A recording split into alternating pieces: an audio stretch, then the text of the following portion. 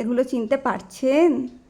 এইগুলো হচ্ছে আমাদের কাছে নস্টালজিয়া, তাই না? যারা আমরা 1990 থেকে 2000-এর মধ্যে জন্মেছি, আমাদের কাছে কিন্তু এইগুলো সম্পূর্ণভাবে একটা নস্টালজিয়া।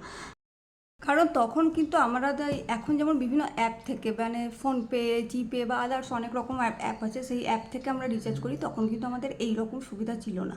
তখন আমাদেরকে রিচার্জ করতে গেলে হয় পাড়ার দোকানে কাকুর কাছে যেয়ে রিচার্জ করতে হতো, আর না হলে ছিল এই রকম রিচার্জ, এইরকম, রাইট?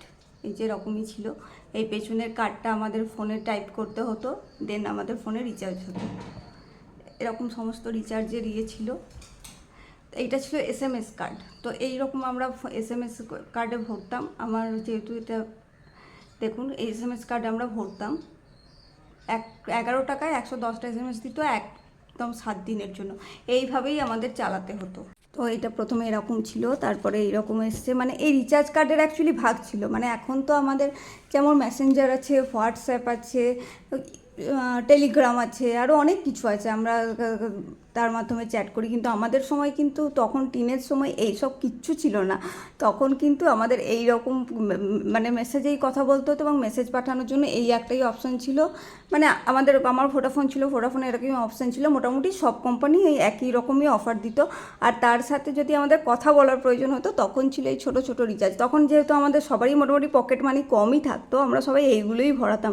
20 টাকা, 10 টাকা, হায়েস্ট আমার কাছে এই একটাই আছে 30 টাকা। মানে আমার পয়সা তো কমই থাকতো ধরুন, তো 30 টাকার আমি একবারই জীবনে ভরিয়েছিলাম। কারণ আমি দেখছি যে আর কার্ডগুলো কোথাও কিছু নেই। না, 30 টাকা আরও কয়েকটা আছে কম, ঠিক আছে, আছে।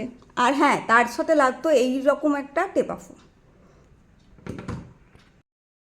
এইরকম টেপাফোন দিয়ে আমরা, তারপরে টেপাফোনের আরেকটু ভার্সান বড় হয়েছিল, এই যে এটা এসেছিলো। তো যাই হোক, এটা আসার পর মোটামুটি হোয়াটসঅ্যাপও চলে এসছে। তার আগে পর্যন্ত এটাই ছিল।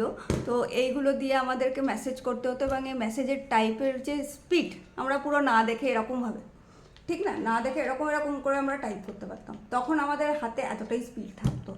আর মানে এগুলো তো তারপরে চলে যায়, এবং এখন তো হোয়াটসঅ্যাপেই আমরা সব কিছু করি। আমাদের অ্যাট্রাক্ট করার জন্য দেখুন অনেক রকমের ছবি থাকতো। এটা একটা পেঙ্গুইনের ছবি, এখানে একটা হনুমানের ছবি, বাঁদর, মানে আমাদের অ্যাট্রাক্ট করার জন্য এই সমস্ত ছবি থাকতো। এখানে একটা হাতির ছবি আছে, এই দেখুন হাতির ছবি।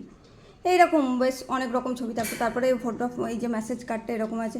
হ্যাঁ, মেসেজ কার্ডটা দেখুন আগে এরকম বড় ছিল, তারপরে আবার এরকম ছোটও করে দেওয়া হয়েছে।